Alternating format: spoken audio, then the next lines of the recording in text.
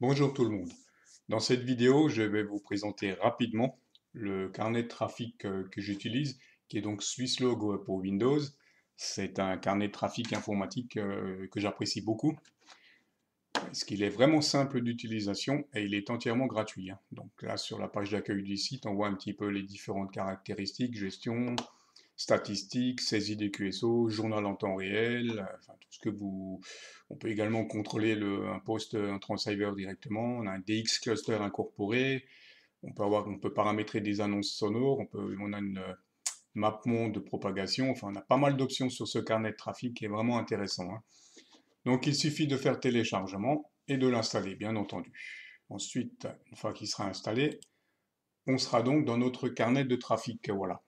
La première chose à faire, le carnet de trafic est entièrement gratuit, je l'ai déjà dit, mais il va falloir rentrer votre indicatif. Sinon, vous serez limité à 100 enregistrements, hein.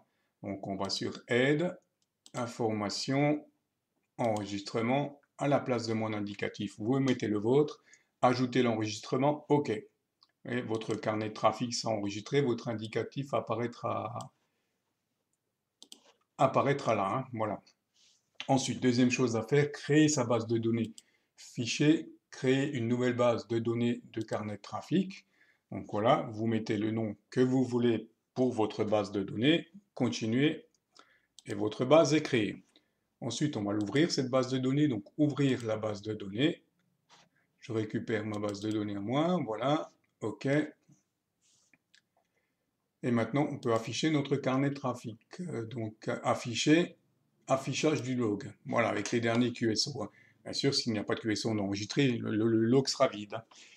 Ensuite, on va afficher la fenêtre d'enregistrement des QSO. Donc, affiche, ajout de QSO. La première chose à faire dans cette fenêtre, vous allez sur Mon QTH, vous cliquez sur Mon QTH, vous rentrez votre prénom, votre locator et votre indicatif à nouveau. Parce que ce programme vous permet de travailler avec plusieurs bases de données et donc plusieurs indicatifs. Ce qui peut être intéressant en cas d'activation spéciale, hein. Voilà, donc une fois que vous avez rentré ça, il n'y a pas de souci. Vous pouvez rentrer les indicatifs. Donc, on va rentrer un indicatif, par exemple, pour vous montrer. OD, enfin, tac, tac, voilà. Vous voulez donc des indications sur cette station. Vous cliquez sur QTH et vous avez toutes les données sur cet indicatif, hein. Donc, le pays, longitude, latitude, la distance, le DXCC, etc., hein. Et voilà, et là, donc l'heure, en sachant que l'heure de début d'enregistrement et l'heure de fin se fera automatiquement, hein.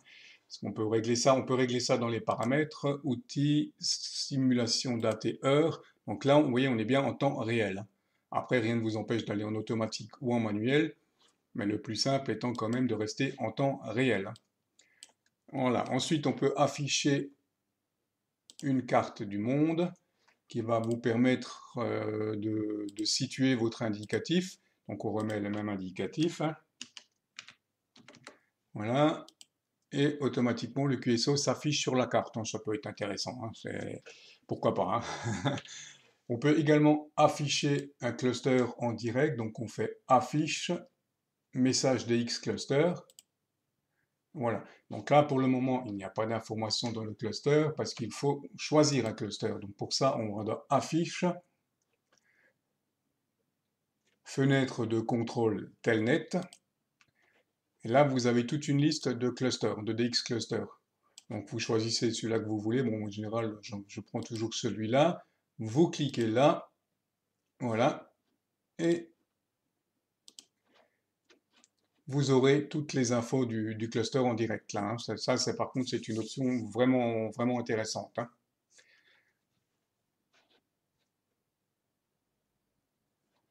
Voilà un petit peu pour une utilisation vraiment simplifiée, hein, on peut jouer sur les fenêtres, hein, également sur l'affichage des fenêtres, voilà, cascade. C'est pas très intéressant. Le mieux étant bien entendu d'avoir vos fenêtres en mode mosaïque, hein. Voilà. Au niveau des fonctions, il y a pas mal de mises à jour qui peuvent se faire. Chose intéressante également que j'ai failli oublier, donc ce carnet de trafic peut-être automatiquement synchronisé avec un compte qrz.com si vous en avez un, avec HDRlog si vous l'utilisez, ou avec EQSL si vous l'utilisez, hein. Pour le synchroniser avec EQSL, vous allez là, exécuter, il va vous demander de rentrer, donc l'occurrence je vais vous montrer ça là, EQSL, de votre QTH, nickname, voilà, donc c'est ces données-là qu'il faudra rentrer pour synchroniser votre carnet de trafic avec EQSL. Donc, toutes les QSO que vous allez faire en temps réel seront automatiquement transmis sur le site EQSL et vos EQSL seront validés automatiquement, hein, ce qui est très intéressant, hein. Voilà, et sur qrz.com, également sur HDRlog, donc là,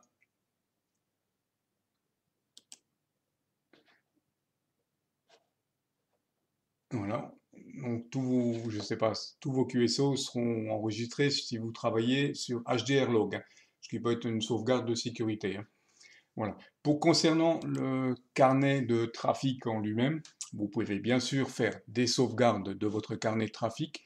Il suffit sur la fenêtre d'affichage du carnet de trafic de cliquer sur la petite flèche rouge là, de cliquer exporter, exportation vers le fichier, de faire OK, de donner le nom que vous voulez à votre sauvegarde et enregistrer.